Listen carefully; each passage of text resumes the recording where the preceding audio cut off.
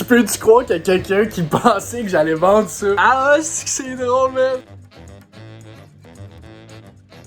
Non mais pour vrai, pour le fun, hier j'ai designé ce shirt-là dans Canva, puis genre je l'ai mis dans mes stories, puis y a plein de gens qui étaient sûrs que je le vendais pour vrai. En vrai, c'est astique, ça bombe, puis si j'arrête pas les réseaux sociaux avant ça, ben je vais en sortir un. Au Dollarama, j'ai trouvé des super belles feuilles de planning comme ça. Le problème, c'est que quand t'es collé au mur, après ça, ben t'es pogné, ça va arracher le mur. Avec Astic, je me suis dit que j'allais me laisser un peu plus lousse, puis j'allais vous démontrer justement des affaires que je fais. Puis la première affaire, c'est que avec iSuccess, j'avais décidé que chacun des hoodies aurait tout le temps un petit logo en arrière. Petit logo ici. Pis ceux qui le savent, il y a tout le temps un petit logo de même dans mes vêtements. Exemple, ça c'est mes hoodies, puis dans le collet, il y a tout le temps le même logo. Puis avec le temps, je m'étais dit, ben c'est vraiment cool parce que je suis une des seules personnes qui fait ça, d'avoir un petit logo en arrière dans le back ou d'avoir quelque chose dans le dos. Après, je me suis dit, qu'est-ce que je pourrais rajouter dans le dos qui serait quand même cool puis qui donnerait un peu de style. Puis en même temps, j'avais un autre problème dans le temps que je me disais, ben ça serait cool qu'il y ait quelque chose qui soit sur tous mes vêtements, quelque chose qui me suive à moi, qui soit mon branding et en même temps qui soit un peu la personnalité d'Astic. Fait que justement, mon frère est venu me voir puis il a dit, ben c'est cool parce que avec ta motivation, avec ton Instagram, avec toutes les vidéos que tu fais, pourquoi tu ferais pas un peu des quotes minimalistes dans le bac? Puis je me suis dit, hey, c'est pas une mauvaise idée. Puis il m'a expliqué qu'en gros, il y aurait quand même le logo en arrière de chacun des vêtements. Puis ce serait pas le logo des glaçons, ça c'était avec iSuccess. Ça serait, mettons, une petite quote qui serait faite comme ça, blablabla, blablabla. Puis ça serait vraiment minimaliste, ça serait pas comme les posts Facebook ou les chandails de maman, là, que c'est écrit en gros fond, là, puis c'est vraiment dégueulasse, pis c'est cringe à mettre. Non, là, ça serait vraiment des affaires sick, des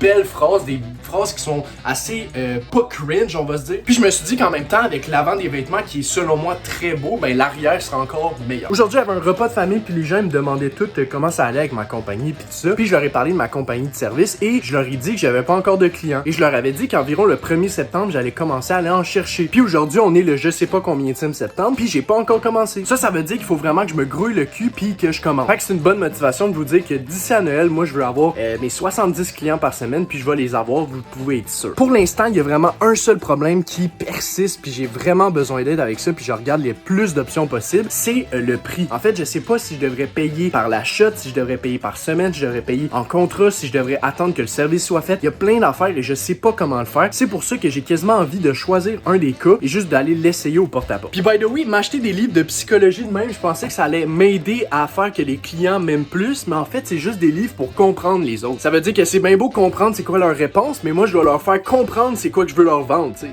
Fait que j'ai décidé qu'après ces livres-là, j'allais arrêter d'acheter des livres par rapport à la psychologie, puis ça allait seulement être business.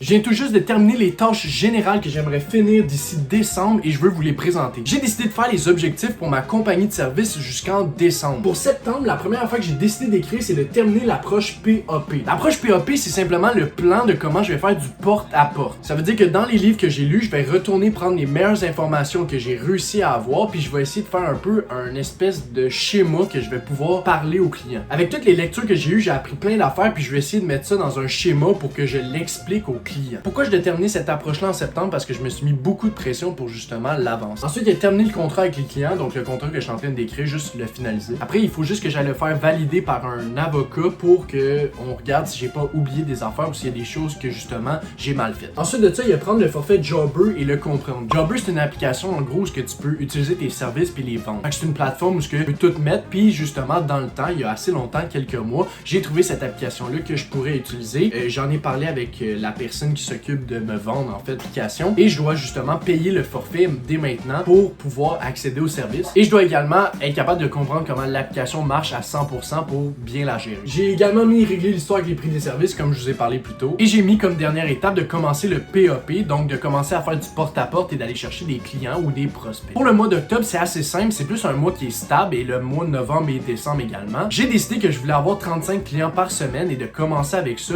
pour moi-même. Ça veut dire de moi-même offrir le service avant d'aller chercher des employés. J'ai décidé que 35 clients par semaine c'était parfait parce que je pourrais également avancer ma marque de vêtements, faire des rencontres, continuer à faire du contenu sur les réseaux sociaux sans être nécessairement trop débordé. Dans mon cas, moi, par rapport à l'argent, il y a certaines personnes qui me diraient mais pourquoi tu vas pas chercher 70 clients, on s'en fout des réseaux sociaux et tout ça. Parce que en fait, je veux avoir une vie également. Je sais qu'il y a beaucoup de personnes qui me diraient ah c'est bon l'endurance, mais même si je te disais tu peux faire 1000 ou 2000$, mais je te disais que 1000 c'était en masse pour tout payer, ben tu serais quand même très content d'avoir une vie puis en plus de faire 1000 $. Fait que selon moi, c'est mon choix de garder ces 35 clients-là par semaine. Bien évidemment, si je vois que ça niaise un peu trop ou que je peux combler ce temps-là, ben je vais rajouter des clients. Ensuite de ça, il y a quelque chose que vous saurez plus tard. Il y a également aller rencontrer le comptable parce que la première fois que je suis allé voir le comptable, il m'a beaucoup parlé de choses qui n'étaient pas nécessairement très importantes, comme le fait que je devrais me incorporer, que je devrais aller voir un notaire pour m'enregistrer, puis ça me coûterait près de 1000 $. Fait que j'étais pas vraiment à l'aise avec cette situation-là parce que je comprenais pas trop, mais il a accepté d'être mon comptable puis il a dit qu'il prenait encore des clients, donc d'aller un peu débriefer là-dessus. Pour le mois de décembre et novembre, c'était vraiment simple, c'est simplement de commencer à trouver un employé. Donc quelqu'un qui pourrait travailler pour moi, autant pour la livraison, parce que j'offre un service de livraison avec mon service, et d'avoir un employé qui va s'occuper de faire le service. Donc un peu d'agrandir le cash flow d'entreprise. C'est pour ça que pour le point de novembre et décembre, on voit de garder une stabilité et un cash flow pour l'agrandissement de l'entreprise. Parce que plus tard dans l'année, je compte agrandir mon entreprise avec plus d'employés, plus de clients et des plus gros aménagements. Là, en ce moment, on est mardi, le je sais pas combienième jour. Je pense que je vais arrêter de dire les journées vu que je sais jamais quel jour on est. Hier, je vous ai expliqué sur le board que je voulais commencer à faire des quotes sur mes vêtements. Et après avoir cherché beaucoup de quotes que j'aurais pu mettre des choses que je dis moi-même ou que j'ai inventées. Et en essayant de placer ça sur un vêtement, je me suis rendu compte que c'était pas la bonne chose à faire. Parce que je me suis dit que je me décale un peu de mon idée d'être différent. Là, ça devient plus une marque de vêtements de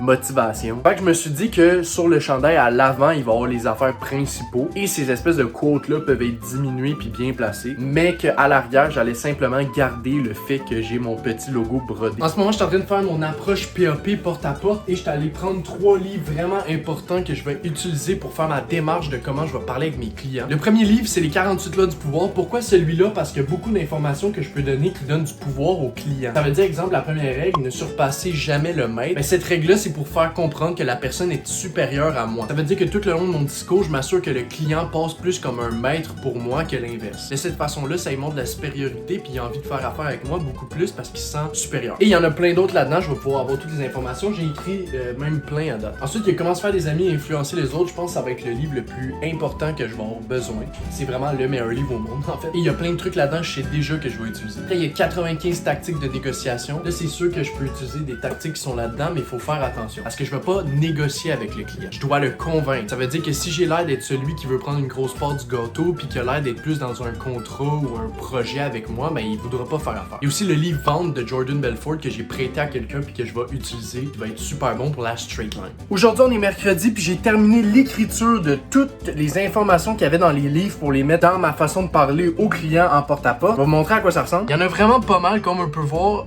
J'ai 3 livres là-dedans parce que j'ai pris des informations. C'est vraiment beaucoup de stock puis je me dis que ça va être impossible de mettre l'entièreté de ça. Et il y a un point que j'ai remarqué, c'est que la plupart de la conversation va pas vraiment se passer au niveau du contrat puis ce qui va se passer avec le service. Ça va être plus dans l'approche de rendre le client confortable, le mettre dans le mood, utiliser des techniques qui peuvent le convaincre sur certains points. Également pour ma marque de vêtements, ce qui va se passer, c'est que là je m'en vais regarder si tout est fini parce que j'ai décidé que, comme j'ai dit hier, il n'y aurait pas de logo finalement dans le dos d'écriture comme j'avais dit, ça va être seulement le petit logo en haut parce que c'est plus propre, ça garde plus le branding de Astic. Et je vais regarder si tout est prêt, je vais calculer combien j'en veux pour chacune des sortes et je veux vous donner en même temps quelques trucs qui peuvent augmenter la valeur de tes vêtements. Le premier truc, c'est simple, on le voit souvent sur les vêtements, mais c'est d'avoir des étiquettes accrochées à tes vêtements. Il existe des espèces de gun à tag où ce que tu peux imprégner avec un petit filet en plastique, un logo ou un carton directement à ton vêtement. De cette façon-là, ça fait vraiment plus clean, ça fait vraiment plus professionnel, les vêtements ont l'air d'être vraiment plus intéressants, puis je te conseille justement d'aller faire ça. Le deuxième truc, c'est d'avoir des espèces de sacs personnalisables ou des boîtes personnalisables. Parce que quand tu réussis à vendre un vêtement ou un produit à un client, ensuite de ça, le best que tu peux faire, c'est être capable de garder ce client-là pour plus tard. Parce qu'effectivement, le client, après avoir su un vêtement, il va pas se dire, ben tout de suite, je vais aller en racheter un autre de sa boutique. Non, la plupart du temps, il va attendre un peu, puis s'il voit qu'il y a eu beaucoup de qualité avec ce vêtement-là,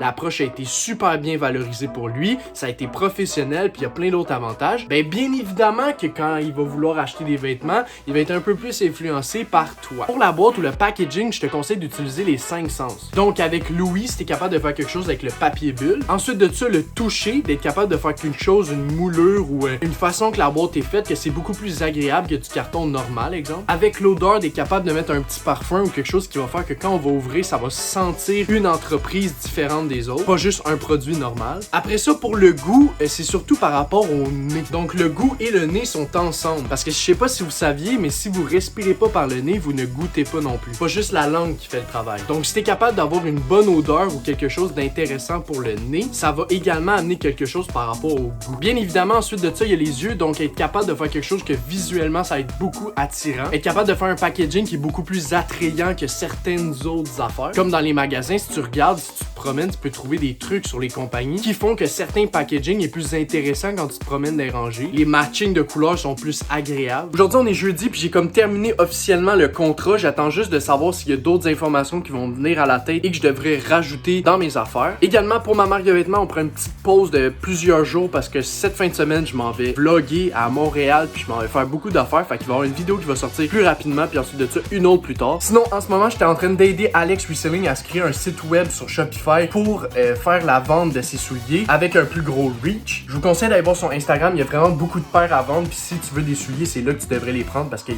y a tout un inventaire, il peut tout te vendre avec des super bons prix. Sinon, moi, je m'en vais travailler à la pizzeria et demain, c'est une énorme journée. Vendredi, samedi, dimanche, je devrais avoir une vidéo consacrée juste pour ces journées-là. J'espère que la vidéo vous a plu. J'ai essayé dans ce vlog-là de vous donner beaucoup plus d'éducation pour vous aider à avancer dans vos projets. Je te demanderai seulement de t'abonner puis de laisser un like puis surtout de venir me dire ce que t'en penses dans les commentaires de la vidéo. C'est vraiment important pour moi puis je m'améliore de cette façon-là. Fait qu'on se dit à la prochaine. Ciao!